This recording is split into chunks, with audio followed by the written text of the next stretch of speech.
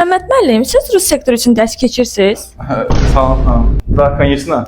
Bu sözləri rus dilinə çevirə bilərsiniz. Dersim var, dersi tələsinəm. Yaxşı, ev yox deyin. Здравоохранение. Şey, təbib or səhiyyə. Healthcare. Yes. Gələndə bir xəbər ver də. Восстановление. Vastanavit eləməkdə elə ki, recovery. It also means restoration. Mən dediyim səhv deyil, bu dəfə 100% düz idi. Recovery var, onun dediyi də var. Обстоятельства. Necə? Обстоятельства. Apşak, asta... Şey, gəlsin də bu. Circumstances. Şöyle gözləndi. Sevindin hə? Sevindi ki, səhv tapdı burada. Bəzi sözlər olur da adam ağlıma gəlmir həmən moment. Hə, deyin. Предприниматель. Kiçik sözlər. Şey, primat eləmək, accept. Gülür.